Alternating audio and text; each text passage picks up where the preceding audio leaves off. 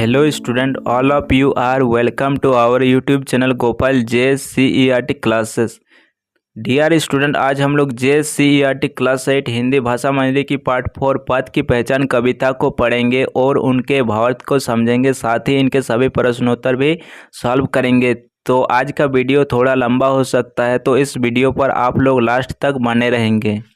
तो आइए वीडियो शुरू करते हैं। वीडियो शुरू करने से पहले आप सभी विद्यार्थियों से मेरा एक छोटा सा रिक्वेस्ट है कि इस चैनल पर पहली बार आए तो चैनल को सब्सक्राइब करके बेल आइकन को प्रेस कर दीजिए। इस चैनल पर झारखंड बोर्ड की पढ़ाई से संबंधित वीडियो आते रहेंगे और मैं लाता हूं आप लोगों के लिए सबसे आसान, सरल और सटीक उत्तर। कविता का नाम है पद की पहचान। इनके लेखक है डॉक्टर हरिवंश राय बच्चन। वर्ग 8 हिंदी भाषा मंडली पार्ट 4। ठीक है, तो इसका पहले हम लोग कविता का सारांश को समझ लेते हैं। इस कविता में कवि जीवन के पथ मार्ग के बारे में बताते हुए कहता है कि मनुष्य को अपने जीवन का रास्ता स्वयं चुनना चाहिए। पुस्तकों में या दूसरों के बताने से सही मार्ग का ज्ञान नहीं होता। अनेक लोग इस रास्ते पर चल चुके हैं लेकिन उनके बारे में कुछ पता नहीं। कुछ लोगों ने अपनी पैरों की निशानियां छोड़ी है जो चुप होकर भी बहुत कुछ बताती है। मनुष्य को इन निशानियों को समझकर अपना मार्ग स्वयं ढूंढना चाहिए। यात्री को आगे बढ़ने से पहले अपने मार्ग को पहचान लेना चाहिए। तो इस तरह से इसका भावार्थ हो गया।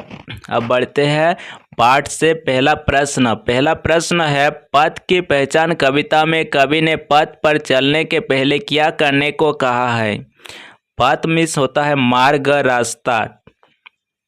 तो यहाँ पर कविता में पथ का मतलब हो गया है जीवन की राह।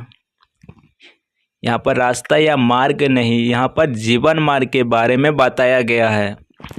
तो 1 नंबर का उत्तर है, कवि ने पथ पर चलने से पहले उसकी पहचान करने, उसके बारे में सोच विचार करने और समझने को कहा है ताकि यात्रा सुगम हो सके। उसके बाद 2 नंबर प्रश्न है, पाठ के अनुसार अनगिनत राही इस पथ पर क्या छोड़ गए हैं। तो 2 नंबर का उत्तर है, अनगिनत राहियों ने इस पथ पर अपने पद चिन्ह, अनुभव और संकेत छोड़े हैं जो आगे चलने वालों के लिए मार्गदर्शन का काम करते हैं। तो विद्यार्थियों, आप लोग इसका स्क्रीनशॉट ले लेंगे या वीडियो को रोककर अपना नोट्स तैयार कर लेना है। तो चलिए आगे बढ़ते हैं। 3 नंबर का प्रश्न है, पथ की पहचान किस प्रकार की जा सकती है। पथ की पहचान पुराने यात्रियों के अनुभवों, उनके द्वारा छोड़े गए संकेतों और स्वयं की समझदारी से की जा सकती है। उसके बाद बढ़ते हैं 4 नंबर प्रश्न की ओर। 4 नंबर प्रश्न है, यात्रा को सरल बनाने के लिए कवि ने क्या सुझाव दिया है। 4 नंबर का उत्तर है, कवि ने यात्रा को सरल बनाने के लिए कहता है कि यदि कोई रास्ता अच्छा नहीं लगता या असंभव लगे तो उस पर समय बर्बाद नहीं करना चाहिए। बेहतर है कि दूसरा रास्ता चुनकर आगे बढ़ जाए। तो चलिए आगे बढ़ते हैं 5 नंबर प्रश्न की ओर। 5 नंबर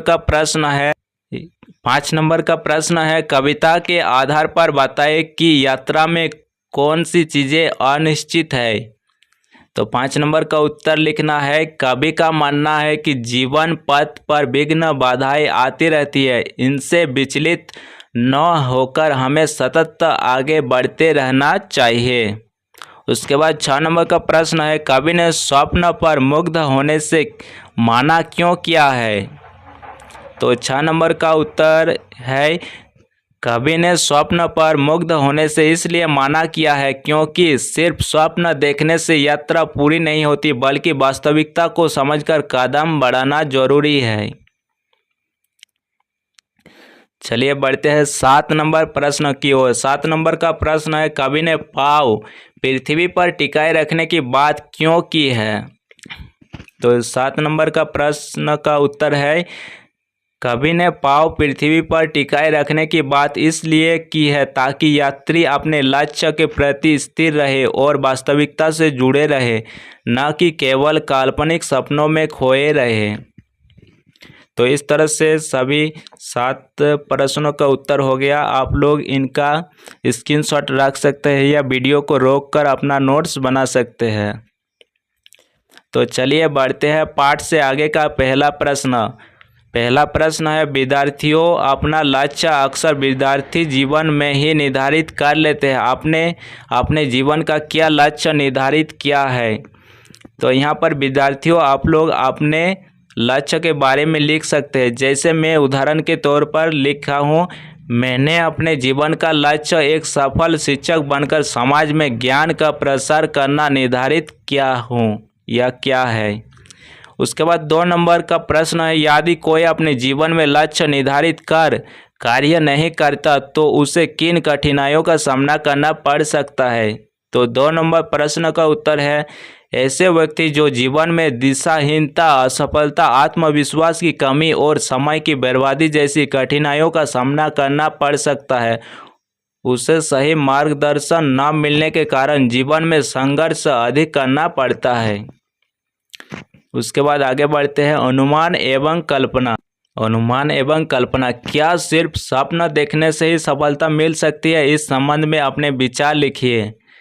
नहीं, सिर्फ स्वप्न देखने से सफलता नहीं मिल सकती। स्वप्न देखना जरूरी है क्योंकि वो हमें लक्ष्य दिखाता है, लेकिन सफलता पाने के लिए मेहनत, अनुशासन और संघर्ष करना आवश्यक है। जो व्यक्ति केवल सपने देखता है और उन्हें पूरा करने के लिए प्रयास नहीं करता, वह कभी भी सफल नहीं हो सकता। इसलिए स्वप्न और परिश्रम दोनों का संतुलन होना चाहिए। तो विद्यार्थियों, आज का वीडियो यहीं पर समाप्त हुआ। आप लोग इस चैनल पर नए आए हैं तो चैनल को सब्सक्राइब करके बेल आइकन को प्रेस कर दीजिएगा ताकि नए नए वीडियो आप तक पहुंचते रहे। और अपने साथियों के साथ इस वीडियो का लिंक जरूर शेयर कीजिएगा ताकि इस चैनल पर सब्सक्राइब सदस्य की संख्या बढ़ते रहे। धन्यवाद।